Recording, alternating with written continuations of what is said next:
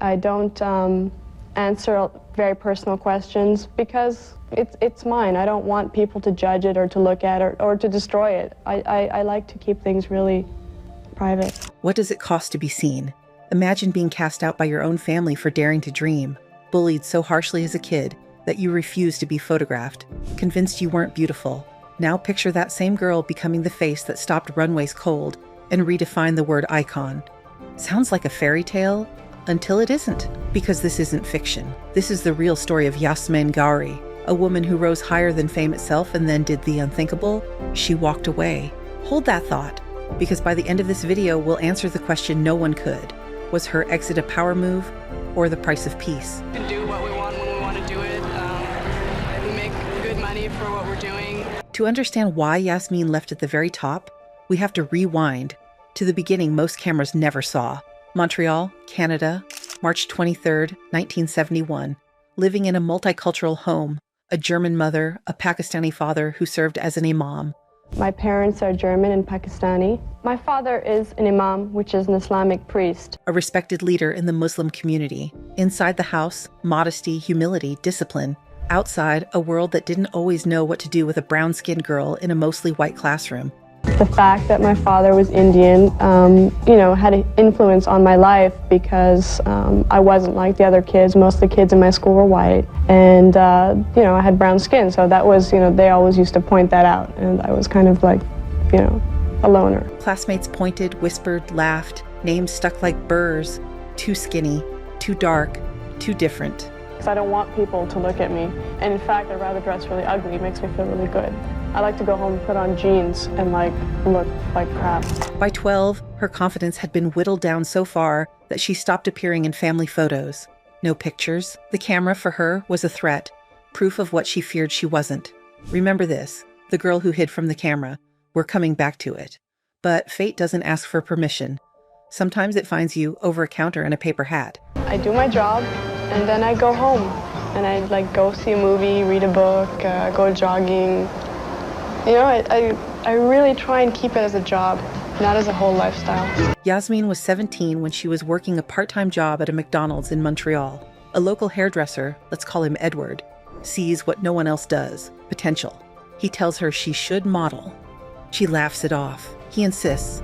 An agency meeting follows, then test shots, then almost nothing. Bookings are scarce. Her look striking, unmistakable. Too ethnic, they say. Doesn't fit the local mold. 6 jobs, maybe. That's it. But when a city says no, you don't shrink. You find a city that says, show me. I don't have I don't have a lot of friends here anymore, so I come here and I feel like a stranger. 1990 in New York City, the energy is different. Designers look up, editors take notice, and then the walk people still talk about. It isn't a strut, it's a statement. Fluid hips, iron spine, a glide like poetry in motion. Copycats try and fail, not because they can't move, but because they can't decide. Yasmeen's walk is a decision. This is my space.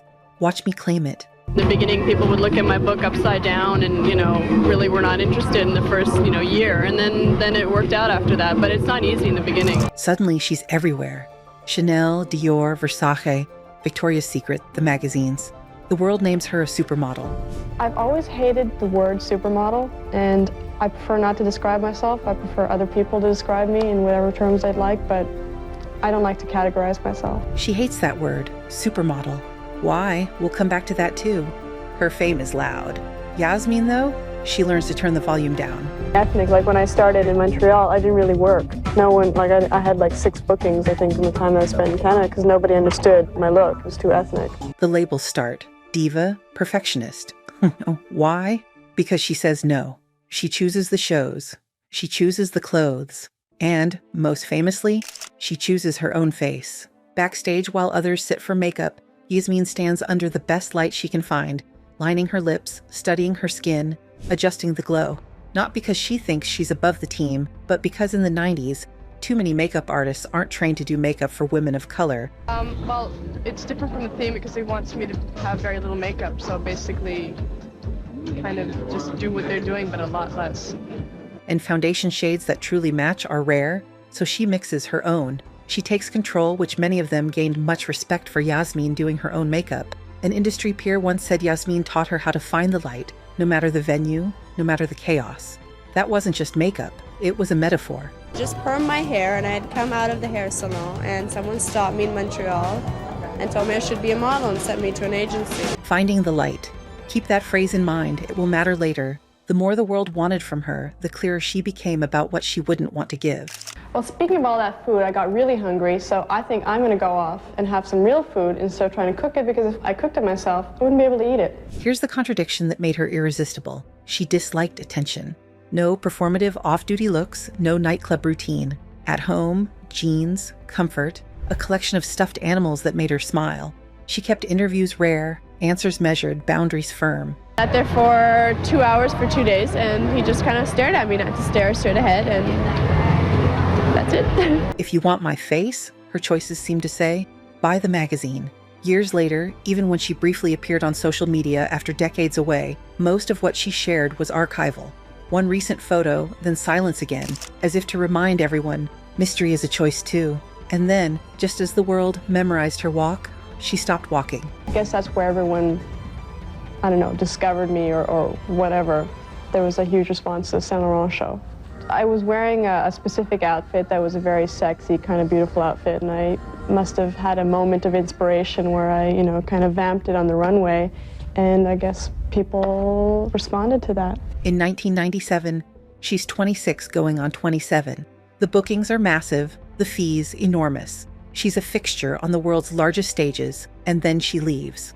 No scandal, no public meltdown, no dramatic tell-all, just a decision to have a life, to discover interests beyond the flash, to make space for love and family, to be a person first and a picture second. I think the things that my dad taught me have really, regardless of maybe me not going on the path that he wanted me to go, still affected me. I think that he raised me to, be a good person and to, all of the cliches, respect, people, and to be a good person. And that is definitely from my religious upbringing. The industry gasps. Fans wait for the comeback that doesn't come. Remember the girl who hid from the camera? She didn't disappear. She made the camera disappear on her terms. The fear that once silenced her became the clarity that freed her. But why walk away when you're winning? To answer that, we have to talk about the world she walked through for many years. I'm kind of conservative. I wear my little, pullover sets and stuff, but I think they're really fun to go out for an evening or something. I think they're great. Fashion is dazzling by design, but its spotlight shares a room with shadows, relentless schedules, invasive scrutiny, power imbalances, and expectations that can grind down even the strongest. In an era that often prized conformity over individuality, Yasmeen was an outlier. Choosing her shows, her image, her boundaries, she saw how easily a person could be consumed by the machine in this industry. She decided not to be one of them. I was discovered in Montreal walking down the street. A hairdresser stopped me and he sent me to an agency, and that was history. So, why reject the label Supermodel? Because for Yasmeen, the title suggested ownership. By an industry, a trend, a moment. She refused to be defined by a word that flattened her into an archetype. She would be an individual or she would be gone. If leaving risked her legacy, what was the risk of staying? That's the question at the heart of her story. I don't wear any underwear, and I don't like to wear underwear. I don't like to shoot it, but especially not to be on a runway in underwear. Let's go back to that walk, the one people tried to copy and couldn't. Hips leading, shoulders quiet, head steady, effortless control that reads as power. Eye line fixed, pace measured, claiming the space rather than renting it. In an era that often coded feminine as small, her walk said, "I'm not here to shrink. I'm here to arrive." I want to be sucked in by the business. I want to be exactly who I am. And hopefully I still am, but yeah, I don't want to change. Success, it doesn't have to change your personality. That's greed. So hopefully I'll stay the way I am. But the real secret? Intention? The same intention that guided her career guided her body on the runway. She knew what story she wanted told, and she told it without words. Backstage, she literally found the best light to honor her skin. On the runway, she carried her own light.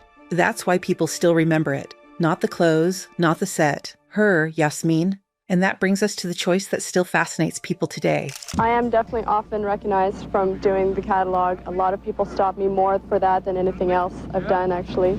A lot of men stop me. Was leaving at her peak a calculated power move, or the surrender of someone overwhelmed? From everything we've seen, it was neither and both. It was autonomy, the ultimate act of authorship over a story she refused to let others finish for her. You know that people are looking at you, your body parts, checking you out. The guys are checking you out, the girls are, criticizing. So it's like, you know how it is. Walking away didn't end her legend.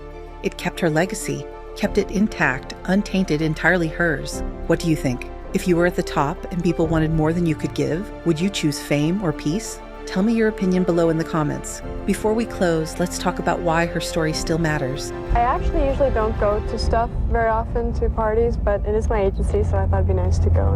Yasmeen Ghauri is remembered as one of the first widely recognized South Asian supermodels to dominate high fashion's global stage. Her presence cracked open doors that had long been shut, or worse, invisible. She showed an industry that beauty is bigger than a template. So I'm gonna go to lunch now, and I'm gonna see you guys later at the Bajli Mishka show. So I'm gonna get myself a cab. More than being seen, her legacy is the freedom to choose for herself. Choosing your image when others want to choose it for you. Saying no even when the world expects yes. Finding your light, literally and figuratively, when the room isn't designed for you. And then there's the quiet legacy, a private life guarded, a family prioritized, a self preserved. In a culture that equates constant exposure with relevance, she proved that mystery can be the loudest statement of all. Which brings us back to where we began. I just want to have like an easy, happy life, and to have people always watching you is not comfortable. And so I would never want to be very, very famous because I couldn't deal with that. The girl who hid from cameras became the woman who decided when and whether the camera would see her. The model who found the light backstage taught a generation to seek their own. The star who could have had everything chose something rarer, a life beyond applause. Was it a power move or the price of peace? Maybe it was both. Maybe the real power is the peace. Drop a comment. What's one boundary you'd set to protect your peace? Hit subscribe for more deep dives into fashion's most enigmatic figures, and share this with someone who needs a reminder that stepping back can be the boldest step forward. Of success,